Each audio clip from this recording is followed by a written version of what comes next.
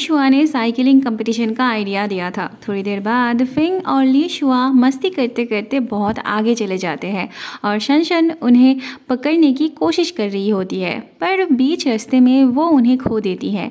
एक जगह पे आके रास्ता दोनों तरफ अलग हो जाती है और शनशन गलत रास्ता ही पकड़ती है। ऊपर से उसका फ़ोन भी वहीं पे गिर जाती है। इधर बाकी सब भी चले आए थे। फेंग की बहन शनशन के बारे में पूछने पे सबको पता चलता है वो अभी तक लौटी नहीं थी और वो अपना फ़ोन भी नहीं उठा रही थी। वहाँ शनशन सबको ढूंढते ढूंढते साइकिल से अचानक से गिर जाती है और उसका पैर साइकिल के अंदर फंस जाती है। उससे खुद से पैर बाहर नहीं निकाला जा रहा था। फिर वो जब फ़ोन करने जाती है तब उसे फ़ोन भी नहीं मिलता।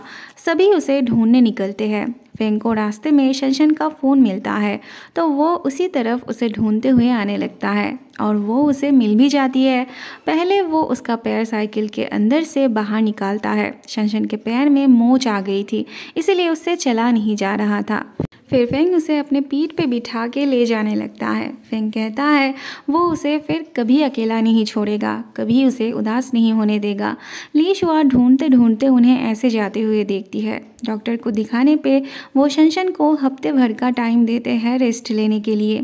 थोड़ी देर बाद लू शुआंग और लियू भी चली आती है और दोनों मिलके फेंग को बहुत सुनाते हैं। शनशन उन्हें धीरे धीरे बताती है कि वो उसका बॉस है। ये सुन के लू शुआंग तो चुप हो जाती है, पर लियू फिर भी बोली जा रही थी। दोनों मिलके उसे चुप कराने लगते हैं। फेंग गुस्सा ना होके अपनी गलती मान लेता है और माफ़ी भी मांगता है। क्योंकि साइकिलिंग कंपटीशन का आइडिया ली शुआ का था, इसलिए वो बहुत सॉरी फील कर रही थी। जेंगशी फेंग से कहता है उसे कोरिया जाना पड़ेगा, बहुत इम्पोर्टेंट काम है, उसके बिना नहीं होगा। ऐसे सिचुएशन पे फेंग शनशन को छोड़ के नहीं जाना चाहता था, पर ली शुआ शनशन की पूरी जिम्मेदारी लेती है और फेंग को निश्चिंत होकर जाने को बोलती है। ली शुआ तो शनशन के साथ दिन रात रहने की सोची थी। वो लू शुआंग के छोटे से घर में ही रहना चाहती है।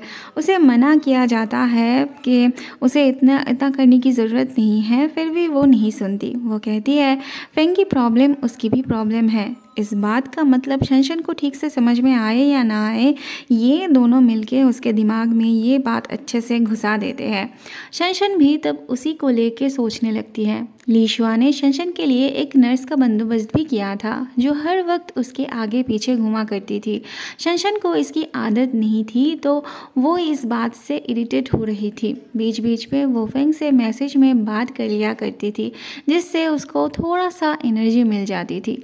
फेंग की बहन और ली शुआ की बातों से शनशन को पता चलता है फेंग और ली शुआ बहुत क्लोज थे। एक दिन तो शनशन ली शुआ से पूछ ही लेती है कि क्या वो फेंग की गर्लफ्रेंड है, क्या वो दोनों रिलेशन में है। ली शुआ उसके सवाल से थोड़ी देर चुप रह के जवाब देती है नहीं तो। शायद इससे शनशन को थोड़ा रिलीफ मिलती है। अगले सीन में हम देखते हैं बहुत दिनों बाद शनशन ऑफिस आई होती है और आज ही मैनेजर सबसे इसका इंट्रोड्यूस करवा देते हैं। ये थी जू शाओ। इसके जगह पे जू शाओ आई थी और शनशन को इसके अंडर में काम करना था क्योंकि ये शनशन की मैनेजर थी। बाद में सब इससे बात करने चले आते हैं। इसकी क्वालिफिकेशन सुन के सब हैरान हो जाते हैं। लंच के वक्त आज शनशन इनके साथ लंच करने बैठी थी। शनशन को पता चलता है कि ऑफिस में सभी को पता था शनशन स्पेशल ब्लड ग्रुप से थी और फेंग की बहन को उसके ब्लड की ज़रूरत भी पड़ी थी। जू शाओ भी यहीं पे थी। वो उनकी बातें ध्यान से सुन रही थी। उसकी हरकतें स्पाई की तरह लग रही थी। शाम को शनशन इनसे गपशप करने चली आती है। फेंग की बहन उसे अपनी दूसरी बार की प्रेगनेंसी की खबर देती है। थोड़ी देर बाद फेंग का जीजा जी आते हैं। फेंग की बहन और ली शुआ यहाँ पे नहीं थे तो ये दोनों ही बात करने लगते हैं। बातों ही बातों में शनशन को पता चलता है पिछले 2 साल से फेंग की बहन यूरोप नहीं गई थी। मतलब फेंग ने उससे झूठ कहा था उसके विदेश जाने वाली बात पे।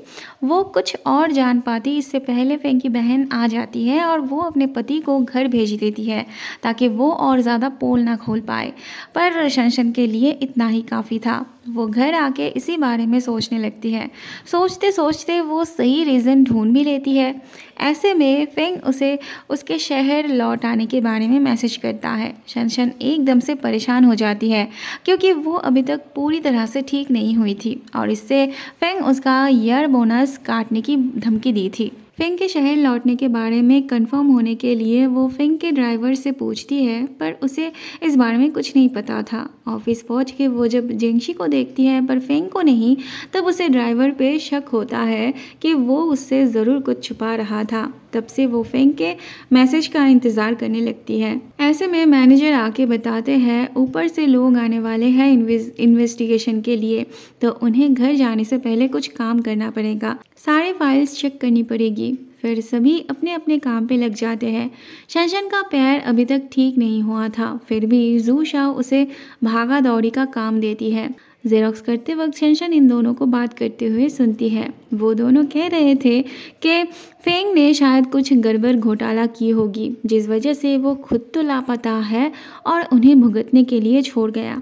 शनशन तब परेशान हो जाती है। वो तो लीशुआ से भी पूछने चली आती है फेंग के बारे में, पर लीशुआ बहुत नॉर्मल बिहेव कर रही थी। वो कहती है इस तरह का इन्वेस्टिगेशन 3-4 सालों में एक बार होना नॉर्मल बात है, वो परेशान ना हो।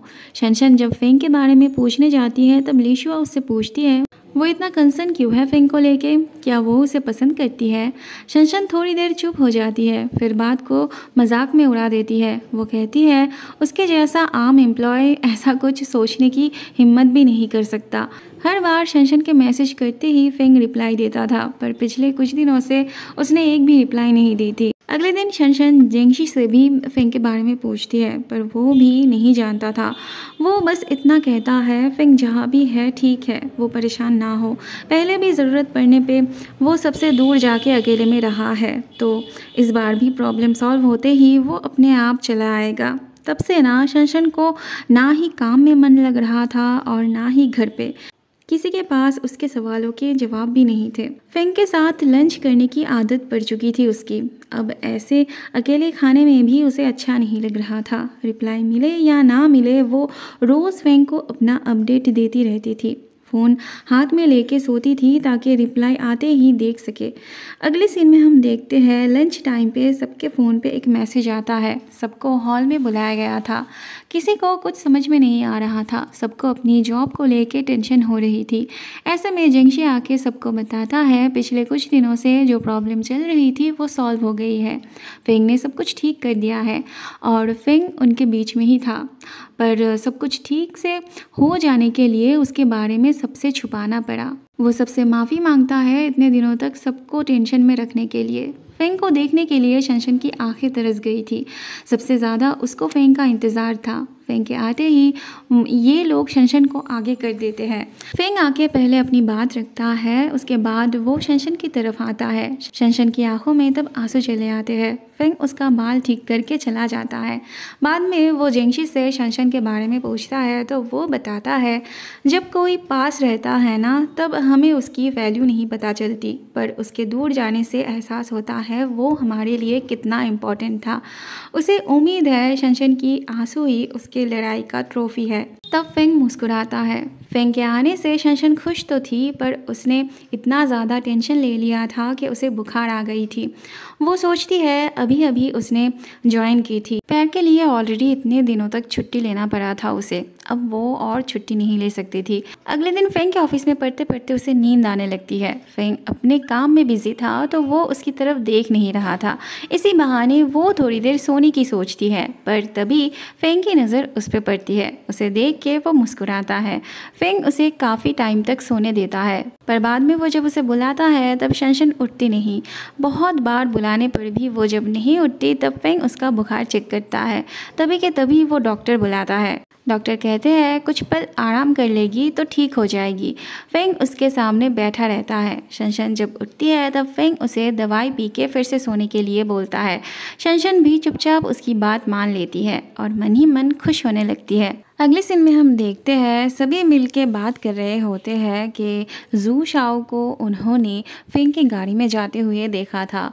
शनशन तब उन दोनों को इस तरह से इमेजिन करने लगती है और अंदर ही अंदर बहुत जलने लगती है। शनशन को देख के ये सब चुप हो जाते हैं। फिर शनशन को इनसे पता चलता है कि फेंग की बहन की मिसकैरेज हो गई थी, जिस वजह से उसे बहुत ब्लड की ज़रूरत पड़ी थी और जू शाओ भी उसी की ब्लड टाइप की है, इसीलिए फेंग उसे हॉस्पिटल लेके गया था। शनशन इस बात से बहुत खुश थी कि अब से उसे ब्लड भी देना नहीं पड़ेगा और फेंग के पास जाके उसके लंच बॉक्स में से वेजिटेबल्स भी अलग नहीं करना पड़ेगा, क्योंकि अब से वो काम जू शाओ ही कर देगी। पर वो जू शाओ को लेके उदास भी थी।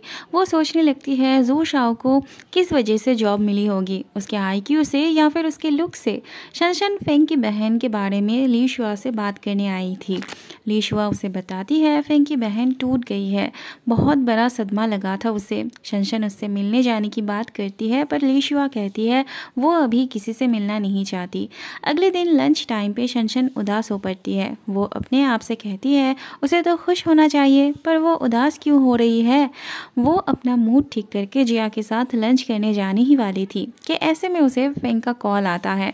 आज पहली बार शनशन फेंग के साथ लंच करने के लिए खुश होने लगती है। वो जिया को अकेले ही जाने को बोलती है।